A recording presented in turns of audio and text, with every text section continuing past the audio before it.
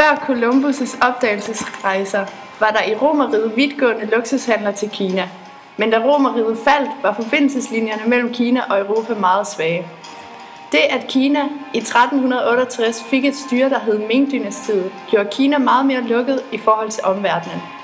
Det bevirkede forholdet mellem Kina og Europa blev svækket endnu mere. Dog elskede europæerne at få krydderier og silke fra Indien og Kina. Men det foregik gennem købmænd, og det kostede mange penge at fragte alle disse varer igennem købmændene, som tog betaling for de forskellige varer. Derfor ville europæerne gerne være uafhængige, så de kunne få varerne billigere. Derfor tænkte de, at de kunne sejle til de her lande, og på den måde få billigere varer. Derfor var der stor interesse i at genoprette søvejene til Indien og Kina. Opdagelserne var gamle traditioner. Portugal dannede grundlag for, at man kunne komme videre over havene på grund af deres fiskekultur. I løbet af middelalderen blev der udviklet nye skibstyper. Karavellen, som Columbus brugte, var velegnet til opdagelsesrejser på grund af dens gode holdbarhed, der kunne modstå forskellige farer. I Columbus' brev til kongen skrev han, at han sejlede 33 dage til det, han troede var Indien, men som i virkeligheden var Amerika. Han gav øerne nye navne og kaldte de indfødte for indianere.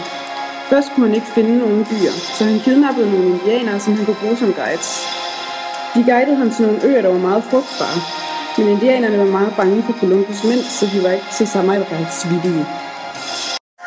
Det, der lagde til grunden for Spaniens opdagelse, var, at man så tilbage på de gamle korstog, og der så man, hvilken effekt de havde haft tidligere. Dengang, da korstogene begyndte, der fandt man ud af, at man kunne udforske nye kulturer, og det var med til at gøre dem, der udforskede de nye kulturer, mere rigere og give dem en højere status.